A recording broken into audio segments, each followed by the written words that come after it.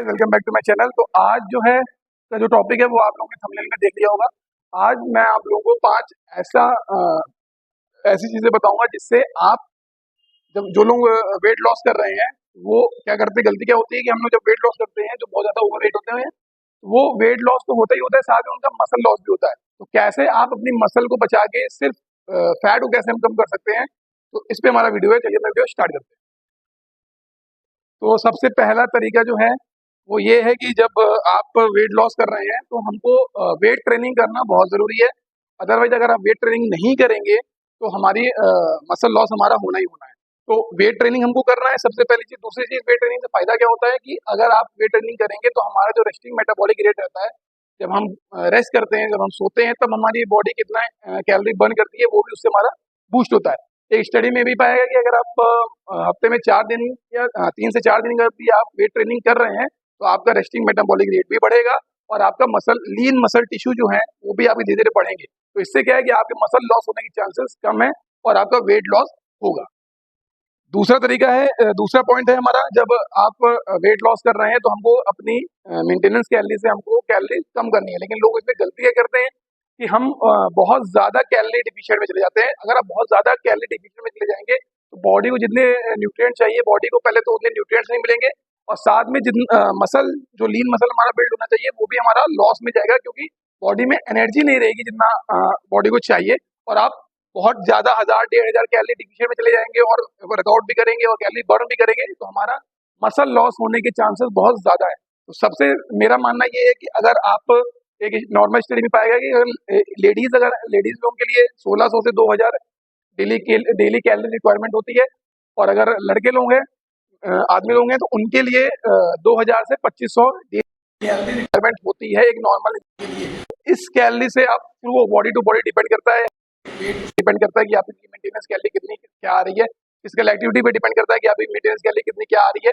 उसके बाद मेरा ये मानना है कि अगर आप वेट लॉस कर रहे हैं तो हमको अपनी जो मेंटेनेंस कैलोरी है उससे हमको 200-250 कैलोरी ही कम करनी चाहिए, ताकि हमारा बहुत ज़्यादा मसल लॉस ना हो, बहुत ज़्यादा हम लो एनर्जी फील ना करें और हम अपना डेली रूटीन भी कर सकें और साथ में हम एक्सरसाइज भी हफ्ते में 3 से 4 दिन कर पाए अच्छे से।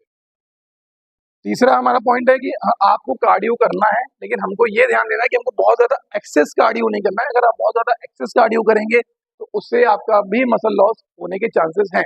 तो आप स्टार्टिंग में आप 5 से 10 मिनट वार्म अप कर सकते हैं कार्डियो, और उसके बाद जब आपका वर्कआउट फिनिश हो जाए, अगर आप सिंगल टाइम वर्कआउट कर रहे हैं तो जब आपका वर्कआउट फिनिश हो जाए उसके बाद आप 10 से 15 मिनट 20 मिनट आप कार्डियो कर सकते हैं।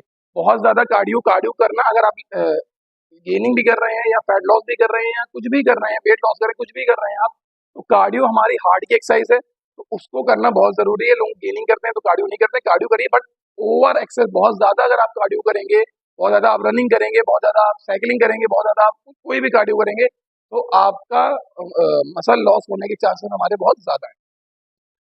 चौथा हमारा पॉइंट है कि जब आप वेट लॉस कर रहे हैं तो हमारा प्रोटीन इंटेक अच्छा होना चाहिए। लगभग आप अपने बॉडी वेट से मल्टीप्लाई बाई 1.8 तो आपको लेना ही लेना है, अगर आप हफ्ते में 3-4 दिन जिम जा रहे हैं और अदर फिजिकल एक्टिविटी भी कर रहे हैं।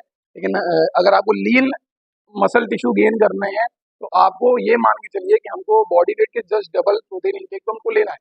लोग गलती यही करते हैं, अगर इनफ प्रोटीन आप नहीं लेंगे तो प्रोटीन से ही हमारी मसल बिल्ड होती है, और जब आपका इनफ प्रोटीन बॉडी में नहीं जाएगा और आप फिजिकल एक्टिविटी भी करेंगे, मसल ब्रेकडाउन भी करेंगे जिम में, तो वो मसल ना रिकवर हो पाएगी, ना रिपेयर होगी, कुछ नहीं होगा, और उससे होगा क्या, आपके मसल लॉस धीरे धीरे होने लगेंगे। तो हमको प्रोटीन इंटेक हमको अच्छा रखना है, मल्टीप्लाई बाई 2 अगर आपका फैट लॉस आप कर रहे हैं तो पांचवा और हमारा लास्ट पॉइंट ये है कि आप मेरा मानना है कि अगर आप वेट लॉस कर रहे हैं तो आपको पर डे अपनी कैलोरी काउंट करना पड़ेगा।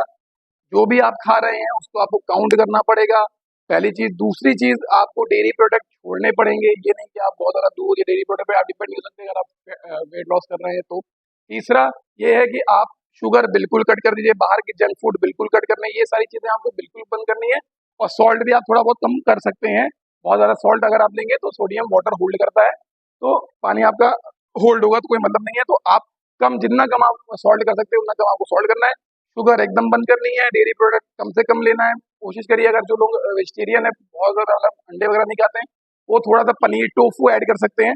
अदरवाइज अगर आप नॉनवेज खा रहे हैं, वेजिटेरियन है तो आप कोशिश यही करिए कि हमारा डेयरी प्रोडक्ट हमारे एकदम बिल्कुल बंद हो जाए, शुगर बंद हो जाए, और कैलोरी आप काउंट करिए पर डे कि कितना प्रोटीन, कितना कार्ब, कितना फैट अब आपका पर डे बॉडी में जा रहा है।